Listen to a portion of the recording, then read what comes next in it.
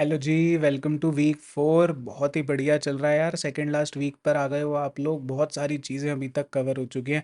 बस कुछ चीज़ें बची हैं, जल्दी जल्दी से रैप अप करेंगे। फिफ्थ वीक फटाफट ख़त्म करेंगे और आपकी बहुत अच्छी सी डीएसए की प्रिपरेशन हो जाएगी, है ना। चलो तो सॉल्यूशन की तरफ बढ़ते हैं। हाँ जी, तो अपने क्वेश्चन नंबर 47 से स्टार्ट करते हैं। क्वेश्चन नंबर 47 है हमारा, नियरेस्ट एग्जिट फ्रॉम एंट्रेंस इन मेज। क्वेश्चन देखते हैं क्या कह रहा है। क्वेश्चन कह रहा है you are given an m cross n matrix maze which is zero indexed. आपको एक एम क्रॉस एन की एक 2D मैट्रिक्स दी हुई है जिसका नाम मेज है और वो जीरो इंडेक्स्ड है, नॉर्मल एरे है, with empty cells represented as dot, मतलब अगर खाली जगह है तो डॉट है, and walls represented as plus, अगर दीवार है तो प्लस डला हुआ है उसमें as characters. You are also given the entrance of maze, आपको कहाँ से एंट्री करनी है वो आपको गिवन है। Where entrance is equal to entrance row comma entrance column. तो आपका एंट्रेंस का एक वेक्टर दिया हुआ है जिसमें सिर्फ दो लोग हैं, रो और कॉलम, बस इतना सा वेक्टर है, वो पेयर है बेसिकली, पर वेक्टर की फॉर्म में दिया हुआ है। Denotes the row and column of the cell you are initially standing at, आप शुरू में जहाँ स्टैंड कर रहे हो वो आपको दिया हुआ है। In one step you can move one cell up, down, left या राइट। या तो आप रो में ऊपर या नीचे मूव कर सकते हो, या लेफ्ट और राइट उस रो के अंदर मूव कर सकते हो। ठीक है जी, इतनी बात समझ आ गई। You cannot step into a cell with a wall, जिस सेल में वॉल है आप वहाँ नहीं जा सकते, तो आपको सिर्फ डॉट ढूंढनी है। ठीक है, एक बात तो हमें यही समझ आ गई। And you cannot step outside the मेज, आप मेज के बाहर भी नहीं जा सकते। ठीक है ना। तो your goal is to find the nearest exit from the entrance, आपको नियरेस्ट एग्जिट बतानी है एंट्रेंस से कितने स्टेप दूर है। An exit is defined as an empty cell that is at the border of the maze. Empty cell का मतलब जिसमें डॉट डली हो, वो एम्प्टी सेल है। तो आपको बॉर्डर जो भी है मेज का उसके अराउंड जिस भी नियरेस्ट एम्प्टी सेल पे आप पहुंच सकते हो, आपको वहां तक के स्टेप्स बताने हैं। एंट्रेंस को हम एग्जिट की तरह नहीं गिनेंगे, जहां से एंट्री करिए उसको हम एग्जिट की तरह नहीं गिनेंगे, नहीं तो हम एक स्टेप आगे बढ़े, हमने कहा वापसी पीछे आ जाओ, एग्जिट नहीं हो सकते, वो चीज़ नहीं हो सकती। तो यानी कि हम जैसे जैसे आगे बढ़ेंगे हम पीछे वाले रास्ते को ब्लॉक करते जाएंगे, कि हम उल्टा नहीं आ रहे, हम आगे ही बढ़ेंगे, कहाँ कहाँ जा सकते हैं, उल्टा नहीं आएंगे। ठीक है, ये बात हमको समझ आ गई। Return the number of steps in the shortest path from the entrance, आपको नंबर ऑफ स्टेप्स जो भी शॉर्टेस्ट पाथ के पॉसिबल हैं वो रिटर्न करने हैं, और अगर पाथ नहीं है तो -1 रिटर्न कर देना है। इतनी बात हमें समझ आ गई। हमें मेज दी हुई है, हम सीधा कोड ही करना समझते हैं, एक एक करके चलते जाएंगे, BFS लगाएंगे इसमें। ठीक है, ब्रेड्थ फर्स्ट सर्च। मैंने कहा कि एक तो इन 10 बना लो, वो क्या है, मेज डॉट साइज की कितनी रोज हैं, और एक इन 10 बना लो, मेज ऑफ जीरो डॉट साइज के कितने कॉलम्स हैं। ठीक है, उसके बाद एक इंट आंसर बना लो जिससे BFS कॉल कर देंगे हम और आंसर को रिटर्न कर देंगे, स्टेप्स मिल जाएंगे हमको आंसर से। ठीक है, इतनी बात हमें समझ आ गई। अब हम BFS का फंक्शन लिखते हैं। BFS के फंक्शन में हम क्या करेंगे, सबसे पहले तो यही समझते हैं। BFS के फंक्शन में हमको करना ये है कि हमको एक सबसे पहले तो क्यू बनानी है, तो सॉरी इंट आएगा यहाँ पे क्योंकि हमको आंसर रिटर्न करना है। तो हमने BFS के फंक्शन में सबसे पहले क्यू बनानी है। हमको किस किस चीज़ की ज़रूरत पड़ेगी पहले ये फिल कर लेते हैं। तो हमको ज़रूरत पड़ेगी सबसे पहले तो इस मेज़ की, तो इस मेज़ को ही मंगा लेते हैं। और हमें किस चीज़ की ज़रूरत पड़ेगी, और हमें ज़रूरत पड़ेगी n और m की, तो इंट n और इंट m मंगा लेते हैं। ठीक है, और हमें किस चीज़ की ज़रूरत पड़ेगी, एंट्रेंस के पॉइंट की, तो इंट x और इंट y कर लेते हैं। इतनी बात हमें समझ आ गई, ये बात क्लियर है जी। अब क्या करें, क्यू बना लें, क्यू बना लेते हैं। क्यू में क्या आएगा, पेयर आएगा। क्यों पेयर आएगा, क्योंकि x कोऑर्डिनेट भी और y कोऑर्डिनेट भी दोनों स्टोर करना है, तो इंट इंट और इसका नाम क्यू रख देते हैं, पेयर आ गया। क्यू में सबसे पहले क्या पुश हो जाए, जहां हम खड़े हैं, जहां हम खड़े हैं, क्योंकि ये गिनती में तो आएगा ना, तो x y क्यू में पुश हो गया। और मैंने कहा था कि जैसे जैसे हम आगे बढ़ेंगे पीछे का रास्ता ब्लॉक कर देंगे, तो जब हमने इसको गिन लिया, हमने एक तरीके से आगे बढ़ने का काम अपना शुरू कर दिया है, तो हम लगे हाथ मेज ऑफ एक्स वाई को क्या करेंगे, इक्वल टू प्लस, दीवार लगा दी उस पर। ठीक है, आपको एक डाउट आएगा कि हमने विजिटेड की एरे क्यों नहीं यूज़ करी। हमने इसलिए नहीं यूज़ करी क्योंकि हम दीवार लगा रहे हैं ना, हम दीवार लगा रहे हैं, हम उस पर दोबारा तो जा नहीं रहे, हम दीवार लगा के चल रहे हैं, दीवार लग जाएगी तो जा ही नहीं पाएंगे, तो हमको इसलिए विजिटेड की एरे की ज़रूरत नहीं है। दूसरा, हमको इंट स्टेप्स की ज़रूरत है, इज इक्वल टू 0 कि कितने स्टेप चलने हैं। अभी शुरू में गिनती 0 है। इतनी बात समझ आ गई। अब जरा अपना वाइल लूप लगाते हैं कि जब तक क्यू मेरी खाली नहीं है तब तक कुछ काम करना है। BFS वाइल लूप से होता है। तो जब तक क्यू खाली नहीं है तब तक कुछ काम करना है। क्या काम करना है देख लेते हैं। देखो, मैं कोशिश क्या कर रहा हूँ, मान लो कि हमारे पास ये अगर कोई मेज़ है, मेरे पास ये एक मेज़ है, इसमें कुछ बॉक्सेस बने हुए हैं।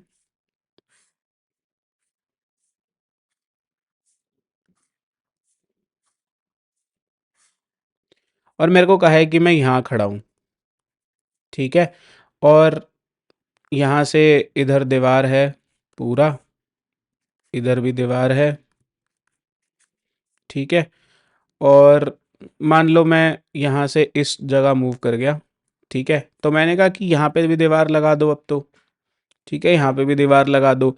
अब मान लो ये भी दीवार थी, एज्यूम कर लो ऐसा। तो अब मेरे पास, इस बंदे के पास या तो यहाँ जाने का रास्ता है या यहाँ जाने का रास्ता है। ये दो जगह जा सकता है ना, या तो यहाँ चला जाए या यहाँ चला जाए। मेरे को तो नियरेस्ट निकालना है, मेरे को तो नियरेस्ट निकालना है। मान लो यहाँ पे भी था, ऐसे क्रॉस लगा हुआ था, मेरे को तो नियरेस्ट निकालना है, ठीक है जी। तो नियरेस्ट निकालने के लिए मैंने क्या कहा कि इन दोनों को गिनती में ले लो। एज्यूम कर लो कि अगर यहाँ होता तो क्या होता और यहाँ होता तो क्या होता। इन दोनों को गिनती में ले लो, ठीक है। उसके बाद अगर यहाँ होता तो ये सिर्फ यहाँ जा पाता और यहाँ होता तो ये सिर्फ यहाँ जा पाता। इतनी बात समझ में आ गई। तो मान लो इन दोनों को भी गिनती में ले लो। उसके बाद यहाँ होता तो या तो यहाँ जा पाता या यहाँ जा पाता। यहाँ होता तो सिर्फ यहाँ जा पाता, ठीक है। तो इन दोनों को भी गिनती में ले लेते हैं। इधर पहुँच गया, इधर पहुँच गया, और इधर वाला बंदा यहाँ पहुँच गया। अभी हम करंटली यहाँ खड़े हैं, यहाँ खड़े हैं और इन तीन जगह खड़े हुए हैं, ठीक है। अब मैं इस जगह पे, जब मैं इस वाले रीजन में खड़ा हूँ जो मैंने ग्रीन से हाईलाइट करा है, तो मैं अपने एग्जिट पे पहुँच गया हूँ ना, मैं अपने एग्जिट पे पहुँच गया हूँ। तो मैंने इन लोगों को गिन तो रहा था, पर ये अभी एग्जिट पे पहुँच ही नहीं पाए। तो यहाँ तक मेरे इस स्टेप तक जितने बंदे, जितने भी मेरे स्टेप काउंट हुए होंगे वो मेरे टोटल स्टेप होंगे चलने के। यानी कि 1 2 3 और 4, ऐसा ही होगा ना। ये मेरे टोटल स्टेप होंगे चलने के। और हर स्टेप में क्या हो रहा है कि मैं अपने से एक लेवल बाहर के लेवल्स देख रहा हूँ कि मैं कहाँ कहाँ जा सकता हूँ। अपने से एक लेवल बाहर, हर बार अपने से एक लेवल बाहर। ये बात हम लोगों को समझ आ गई। तो अपने से एक लेवल बाहर के लिए मैं क्या करूँगा, मैं हर बार क्यू में अपने नेक्स्ट वाले सारे बंदों को पुश कर दूंगा और इन लोगों को साइज चेक कर लूंगा। मतलब ये लोग कितने लोग हैं टोटल मेरे जस्ट एक लेवल बाहर, हर लेवल पे कितने लोग हैं, उन लोगों के एक एक लेवल बाहर के लोग फिर देखेंगे। मतलब जैसे यहाँ से एक लेवल बाहर गया तो यहाँ पे एक ही बंदा था मेरे पास, तो इसके पास एक और दो ये पॉसिबिलिटी थी, लेफ्ट और राइट, ठीक है। और जब मैं इधर आया इस वाले एम पे और इस वाले एम पे, तो मेरे पास दो लोग थे। तो मुझे इन दोनों लोगों की पॉसिबिलिटी देखनी है ना, तो मुझे क्यू का साइज रखना पड़ेगा अपने पास कि दोनों लोग देखने हैं जी। इसके पास एक ऑप्शन है, इसके पास एक ऑप्शन है। यहाँ पहुंचा। अब यहाँ पे मेरे को इन दोनों लोगों को देखना है कि यहाँ भी ऑप्शन है, यहाँ भी ऑप्शन है और यहाँ भी ऑप्शन है। फिर जब अगर मान लो यहाँ पे एंड नहीं होता, मान लो यहाँ पे एक रो और होती, तो मुझे फिर देखना पड़ता कि इन तीनों लोगों के पास क्या क्या ऑप्शन है। इसके पास यहाँ का ऑप्शन है, इसके पास यहाँ का और यहाँ का ऑप्शन है, और इसके पास इधर का और आगे जो भी ऑप्शन होता है एक ही ऑप्शन होता। तो ये सब चीज़ मुझे हर बार ध्यान रखनी है कि मैं एक बार में कितने लोगों को कंसिडर कर रहा हूँ, यानी कि कितने सेल्स को। तो उसके लिए मेरे को साइज लेना पड़ेगा। साइज कैसे लें, कुछ नहीं, and size is equal to q dot size की अभी उसमें कितने लोग हैं, अभी कितने लोग एक लेवल पे मेरे को मिल गए कि मैं इस अगर करंट स्टेप्स चलूंगा तो कितने कितने लोगों पे पहुंच सकता हूँ। और फिर ये देखूंगा कि क्या उनमें से कोई बंदा मेरा एंड पॉइंट है। अगर नहीं है तो कोई बात नहीं, अगर है तो रिटर्न कर दो, ठीक है जी।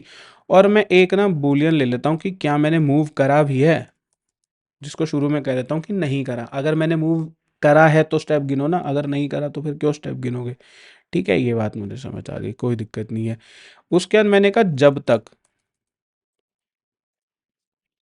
वाइल साइज माइनस माइनस, मैंने कहा जब तक लोग ख़त्म ना हो जाएं क्यू में से।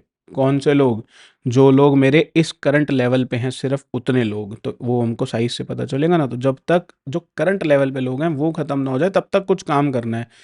क्या काम करना है देखो जी, एक तो अभी वाला x निकाल लेते हैं, तो int current x is equal to q dot front dot first, x coordinate आ गया, int current y is equal to q dot front dot second, y coordinate आ गया जहां मैं अभी करंटली खड़ा हूं, यानी कि क्यू का एक आदमी कोई भी पिक कर लिया, कोई एक आदमी क्यू के फ्रंट पे जो रखा है, ठीक है, पिक कर लिया।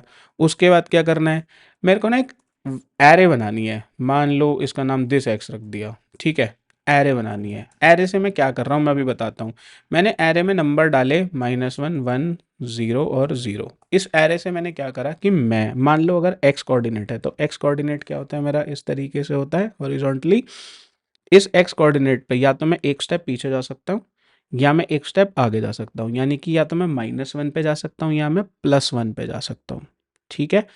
लेकिन जब मैं -1 पे जा रहा हूँ तब मैं इसी रो में जा सकता हूँ, मैं डायगनली -1 पे नहीं जा सकता बेसिकली। तो यानी कि y जब 0 रहेगा तभी मैं -1 ऑफ x पे जा सकता हूँ या +1 ऑफ x पे जा सकता हूँ। सिमिलरली वर्टिकली जब y +1 या -1 हो सकता है तब x 0 रहना चाहिए। तो एक मैं इंट दिस y नाम की भी एरे बना लेता हूँ, जिसमें मैंने कहा कि जब x 0 है तब ही कुछ काम हो, नहीं तो तुम खुद 0 रहो। तो जब x -1 और 1 था तब y 0 था दोनों ड्यूरेशन में, और जब x 0 था तब y -1 और 1 था। इस एरे का काम क्या आएगा, अभी जब हम मूव कराएंगे बंदे को, मूव कराएंगे, कैसे कराएंगे मूव अभी देखते हैं ना। मैंने कहा for int i is equals to 0, i less than 4, i plus plus 4, क्यों, क्योंकि मेरे पास 4 ऑप्शन है, 4 डायरेक्शन के, ठीक है। तो 2 डायरेक्शन x पे चल रही है, 2 डायरेक्शन y पे चल रही है, इसीलिए मैंने ये वेक्टर बनाया था।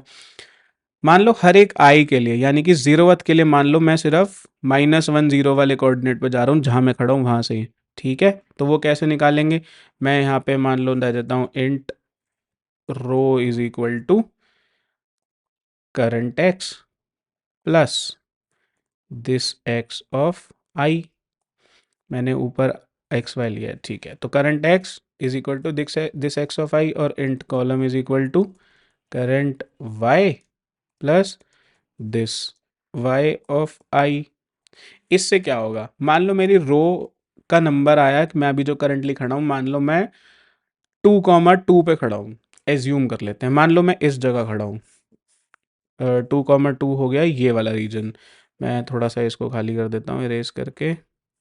तो मान लो मैं इस जगह खड़ा हुआ हूँ, तो इस जगह से या तो मैं इधर जा सकता हूँ, ये कौन सा रीजन है, यहाँ पे मेरा रो नंबर क्या है, रो -1 यानी कि 1, और कॉलम नंबर क्या है 2, यानी कि y क्या हो गया मेरा माइनस, और x क्या हो गया सेम।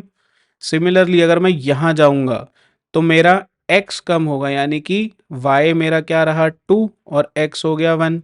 अगर मैं यहाँ जाऊँगा तो y मेरा रहा 2 और x हो गया 3, और मैं यहाँ जाऊँगा तो मेरा y हो गया 3 और x हो गया मेरा 2। तो इस केस में मैंने यहाँ पे y में -1 ऐड करा और x में 0 ऐड करा, यहाँ पे मैंने x में -1 ऐड करा और y में 0 ऐड करा, यहाँ पे मैंने x में 1 ऐड करा और y में 0 ऐड करा, और यहाँ पे मैंने y में 1 ऐड करा और x में 0 ऐड करा। तो मैंने वही चीज़ ऐड करके यहाँ पे रो और कॉलम अपना निकाल लिया कि मैं अभी करंटली किस पर्सन पे खड़ा हूँ, रो और कॉलम के हिसाब से। ठीक है जी, ये बात हमें समझ आ गई। इसके बाद क्या करते हैं, इफ़ अगर रो जो है वो ग्रेटर देन इक्वल टू 0 है, एंड कॉलम जो है वो ग्रेटर देन इक्वल टू 0 है, एंड रो जो है वो less than equal to n-1 है, एंड कॉलम जो है वो less than equal to m-1 है, एंड एक कंडीशन और कि मेज ऑफ रो कॉलम अगर एक एम्प्टी सेल है is equal to empty cell, तो कुछ काम हो, तो कुछ काम हो। क्या काम होना चाहिए जी, इस केस में क्या काम होना चाहिए बताओ आप लोग। काम ये होना चाहिए जी कि हमें अपने मेज ऑफ रो कॉलम को पहले तो दीवार बना दो तुम, ठीक है, कि इसको नहीं यूज करना, इसको तो बना दो जी तुम दीवार। उसके बाद क्या करें, कह दो कि यहां तक तो पहुंच गए थे, इसके आगे का तुम ढूंढ लो, रो कॉलम। यहां तक तो पहुंच गए थे, इसके आगे का तुम ढूंढ लो, तो क्यू में पुश कर दिया। और कह दिया कि हम मूव कर गए हैं भाई, जो हमने यहाँ पे बूलियन बनाया था, हमने कहा मूव कर गए हैं भाई, तो ट्रू कर दो।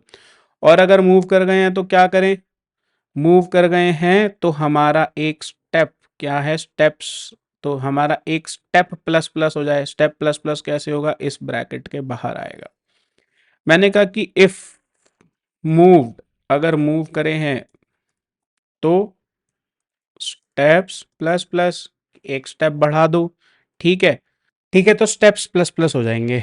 इसके बाद देखो, मैंने जब ये आइटरेशन मैं कर रहा हूँ, तो इस आइटरेशन में ऐसा हो सकता है ना कि किसी एक पॉइंट पे मेरा जो रो है वो खत्म हो जाए, यानी कि जीरो पे पहुंच जाए, या मेरा कॉलम जीरो पे पहुंच जाए, या मेरा कॉलम m-1 पे पहुंच जाए, या मेरी रो n-1 पे पहुंच जाए।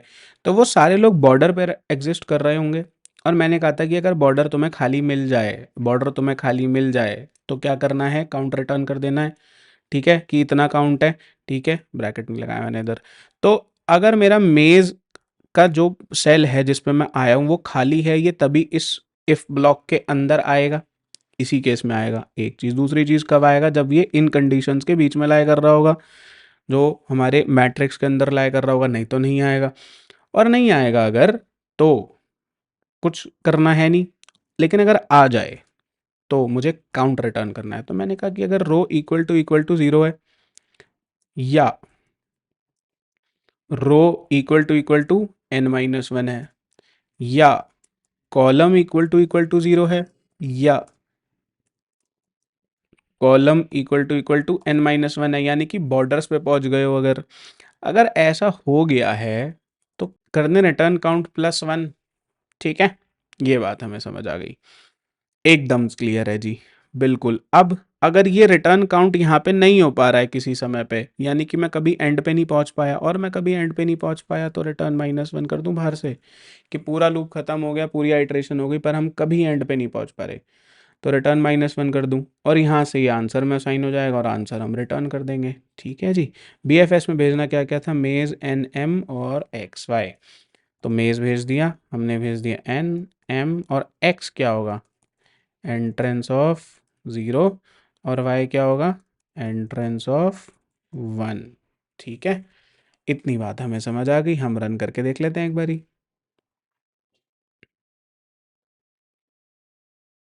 हमने काउंट +1 कर दिया है, हमें स्टेप्स लिखना था यहाँ पे, सॉरी।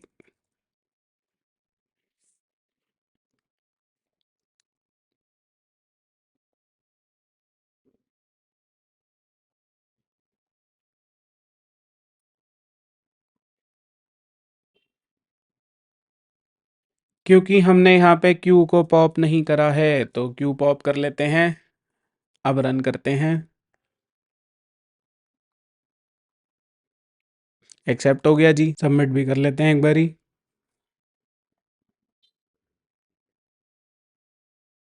हो गया जी सबमिट, बहुत ही बढ़िया।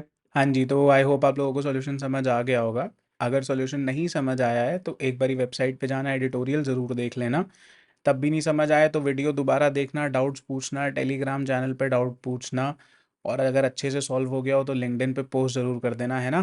चलो, thank you very much, bye bye, all the best.